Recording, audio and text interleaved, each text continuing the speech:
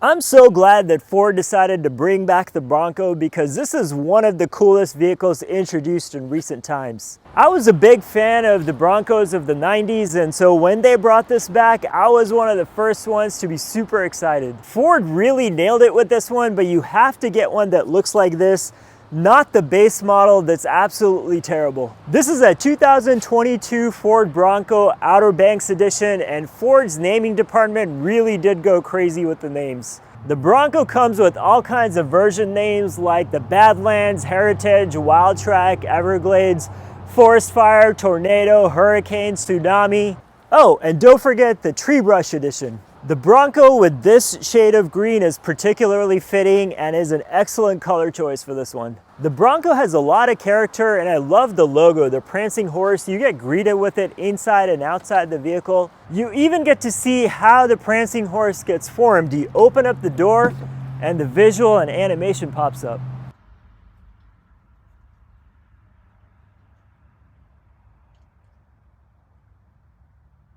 It's those kinds of things that make you feel like the Bronco is truly inspired by creativity and not just some boring old metal box on wheels. This is a very masculine front end with big, bold Bronco lettering up front. This Outer Banks edition comes with these massive wheels and tires that can drive over just about anything. You could cover up the spare tire back here, but you shouldn't. These are some good looking wheels and they deserve some light of day.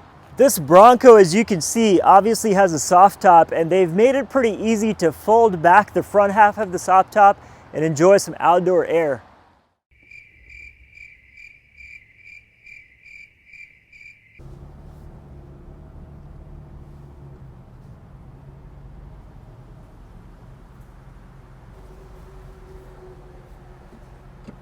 Even though the Bronco is meant to be a rugged off-roader, which it is, they've actually done a pretty good job on the inside. It is nicer than the Jeep Wrangler. You have all of your typical creature comforts with a big digital display that's actually pretty functional. Everything's accessible through the main menu with your phone, navigation, you have some apps, and even the display and the touchscreen abilities on here are pretty well designed.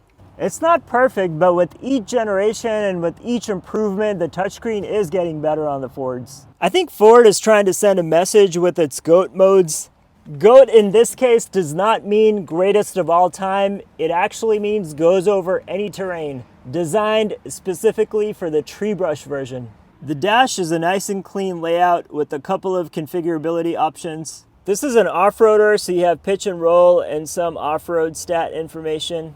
The Bronco has just the right amount of tech. Not so much to where you'll confuse this with a high-tech luxury SUV, but just enough to make your life easy.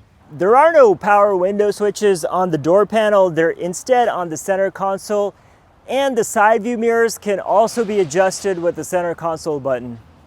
By the steering wheel, there are a couple of buttons that you could easily confuse for mirror switches, but these are actually for the side view mirror lights that you can turn on to act as flashlights. There's not much going on back here, just enough room for people to sit comfortably, a couple of power window switches, but no AC vents back here or anything like that. The Outer Banks has a 2.7 liter 6-cylinder engine that's turbocharged. You at least want that because you get 330 horsepower, 415 pound-feet of torque, which I think is plenty for this one.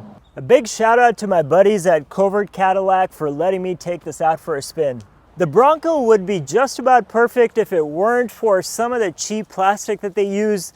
If they just upgraded that piece, I think they would have an absolute gem on their hands. I like that with the tailgate, you can open it up all the way to give you as much space as you could possibly have. If you wanted to take the soft top off completely, you can. You just have to unbolt a few things and then you just lift it up all the way. But they've made it pretty easy to just have a complete open air vehicle. The size of the screen is excellent for the rear view camera. It's big with good resolution. You can see a lot back there. This Ford Bronco Outer Banks, it's pretty big when you start driving it and you notice the size of it.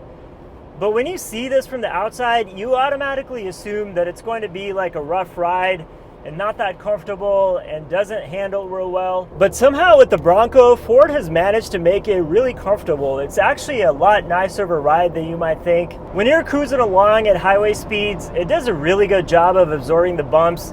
With these massive wheels and tires, typically with off-roading vehicles, you don't expect that. You expect the ride to be a lot rougher.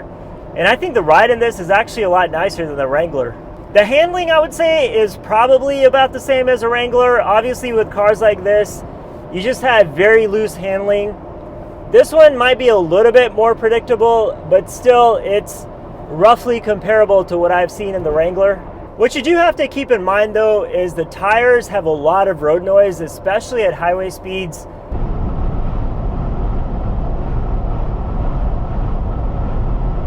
You hear a lot of that outside noise, and with the soft top, you're not going to get this extremely quiet ride on the freeways and the inside.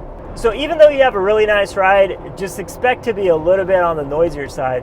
With as big as the Bronco is, especially this version, I didn't think it would be as quick as it is. 330 horsepower, 415 pound-feet of torque might not seem like a lot, and I didn't expect the Bronco to be quite as quick as it is. It's not that it's that fast, I just didn't expect it to get up and go, especially from stoplights when I step on it. But it actually does, so I think the power levels in this car is fine. The engine noise and exhaust noise leaves a lot to be desired. There's not much there. But when you're driving something like a Bronco, I don't know how much you care about that. I recently reviewed a Jeep Wrangler on my channel, and I actually think this one drives better, it rides nicer. It feels a little more premium than the Wrangler, which I wasn't really expecting. I must say that this Ford Bronco is super impressive. It's better than a Jeep Wrangler, it's nicer to drive, it's nicer on the inside, and it's got the same off-roading chops as a Wrangler. And the best part is, you don't see that many Broncos, but you do see a lot more of the Jeep Wranglers. I would pick the Bronco over the Jeep Wrangler all day, any day, and especially because of the fact that the Jeep can't give me a starry night sky with the shooting star when I exit the vehicle.